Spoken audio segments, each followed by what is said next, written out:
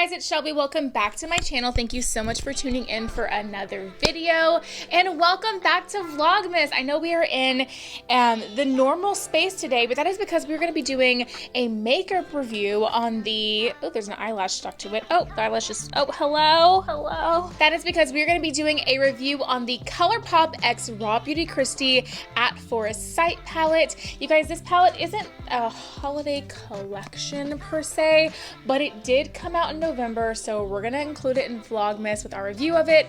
I did get it shortly after it came out, and it just came to me a few days ago, so this is the first time I'm having a chance to sit down and film with it. I bought the palette, I'll be honest, I wasn't originally gonna buy this palette.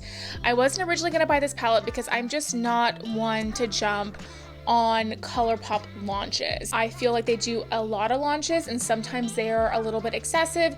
However, that is nothing against Raw Beauty Kristi. I know nothing about Raw Beauty Kristi except for the fact that today her water broke and she's giving birth, apparently, according to Twitter. So congratulations to Kristi on that. But I really have no idea anything about Kristi. I don't watch her channel, and yeah, but I got this palette because it looked like an old frenemy of mine.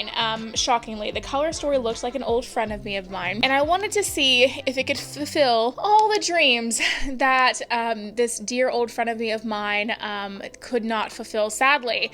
And that is the Anastasia Beverly Hills Subculture palette. Zach brought this to my attention that these palettes had a very similar color story, and I looked for myself and I thought, yes, absolutely they do.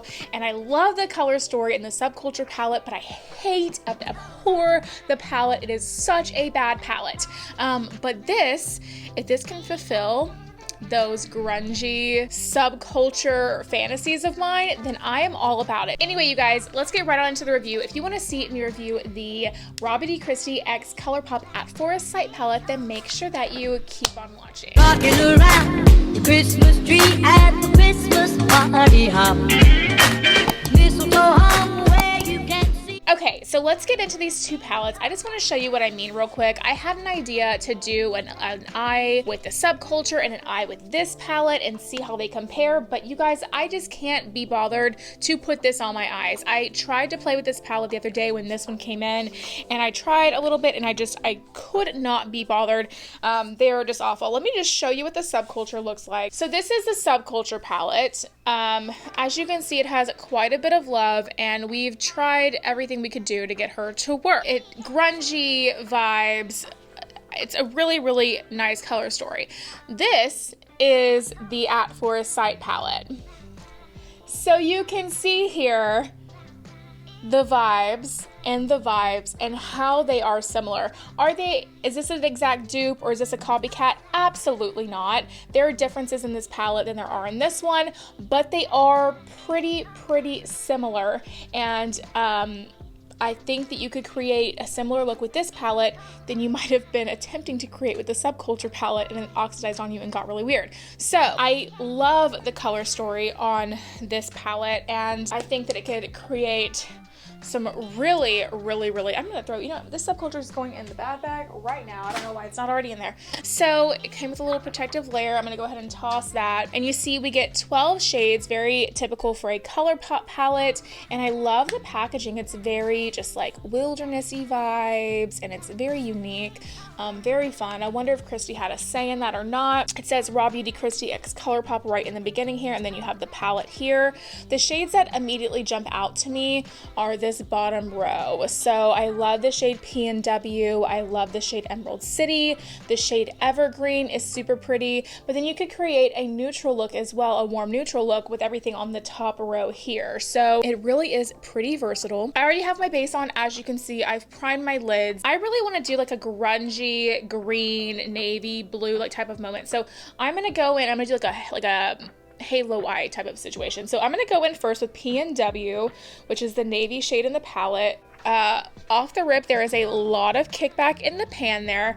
Not unheard of for ColourPop shadows. They are a more affordable shadow quality, but because this is a very dark shade, I'm gonna go ahead and place some powder under my eyes so that I don't have a situation. Okay, and that should do the job, just to make sure that if we do encounter any of that fallout, it won't get stuck to the skin. It'll just wipe away really easily. So I'm gonna take that shade PNW, and I'm gonna start by going in the very inner corner of my eye right here and just tapping that shade into the inner corner. Really, really pigmented and seems to blend out really easily right off the rip. Try and build that up a little bit. The fallout is a little excessive, I'm not gonna lie. The fallout I don't love. Fallout, it's not a huge issue as far as like application goes if you put the powder under your eye and stuff, but it's just, it makes the palette look a little bit messy, and I honestly don't really like my palettes to look really messy. I like to keep them in a certain condition.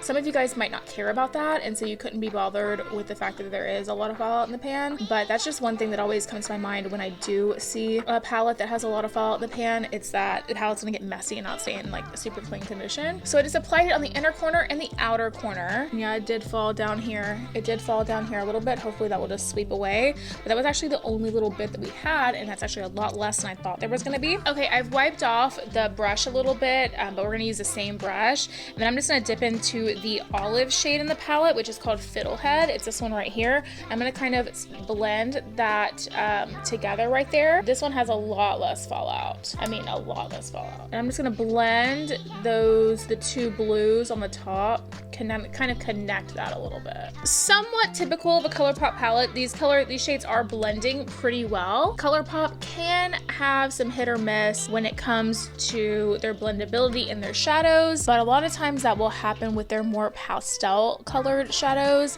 and they'll end up being a little bit ashy or just chalky. With this color story, I was not foreseeing a blending issue with it, especially if Kristi's name is attached to it. If there had been, I honestly would have been a little bit shocked.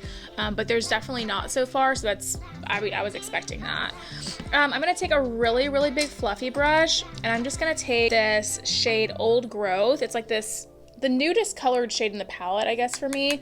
This little pinkish nudie one, and I'm just gonna very lightly tap in that, and I'm gonna take it above the shadows and towards the brow bone just to diffuse that entire thing to make it look softer, just to kind of soften that up a bit. There is not a just bone colored or like skin, like my skin tone colored shade in this palette. If you do have darker skin, there's a couple shades that might be that for you, but for me, this palette does not have that. I'm not going to complain about that because almost every other palette has that for me, and I think that actually kind of cool that should include a shade like that because it makes it more versatile. So then in the center of the lid here, I'm going to go ahead and pop Evergreen into the center of the lid. I think I'm just going to use my finger. I think that's going to give me the best color payoff. I just hit the microphone, I'm so sorry. I think it's gonna give me the best payoff that way, and I just don't even want to bother using a brush, so I think this would work best anyway. Oh yeah, that's pretty.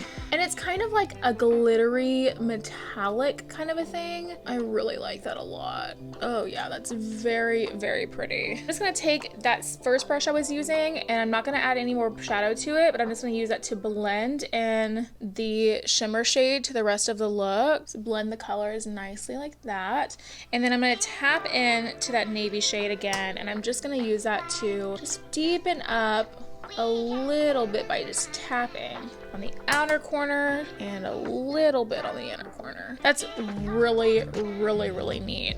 Yeah, I'm really enjoying the way these shadows are blending. I've chosen the shades I thought were gonna be more difficult to work with to create this eye look, because I think that is a better idea of how the palette's gonna perform, and I really, really like it.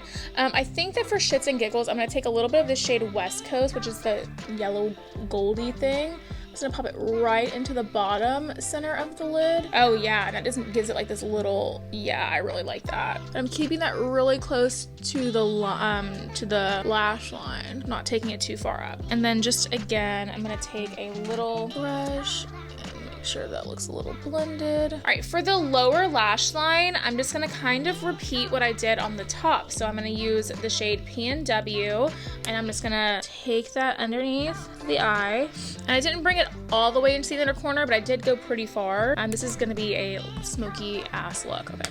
I haven't played with color like this in a minute. I was actually just talking about this with my friend yesterday.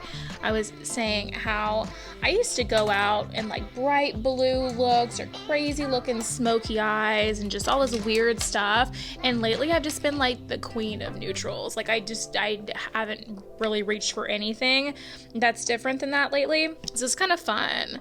It's kind of like nostalgic a little bit. And then on the inner part of the under eye, I'm just taking that old growth shade, the more neutral shade, and I'm just doing that one and blending the two together. And this is definitely kind of fun, just being able to go back to playing with color, you know? Hello. Oh my god, I'm dropping everything. Okay, I'm gonna dust away this powder, and then I want to do an inner corner highlight and a brow bone. And looking in this palette, I don't really have many options except for this West Coast shade, the gold one we put on the lid. So I'll try that.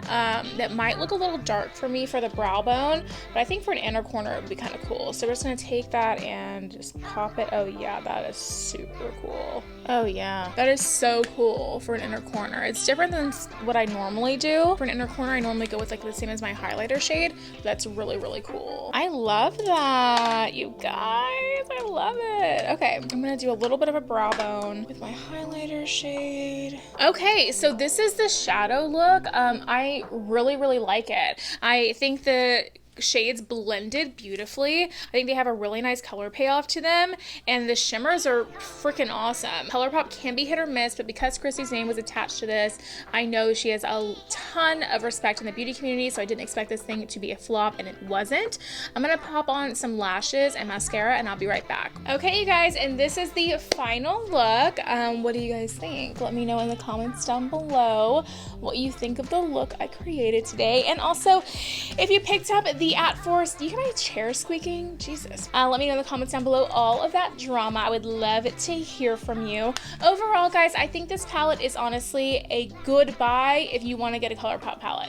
There's a lot of ColourPop palettes out there that I don't really jam with because of the color stories and stuff, but this is a great color story. The shadows blend out beautifully. There's a great color payoff on them, and it's just you can get some really nice natural looks out of it, and also some really good, fun looks out of it as well. So I give this palette a really, really good review. Thank you so much for watching today's video, you guys. I will see you tomorrow for more Vlogmas holiday related content. And yeah, I'll catch you in the next one. Bye, guys.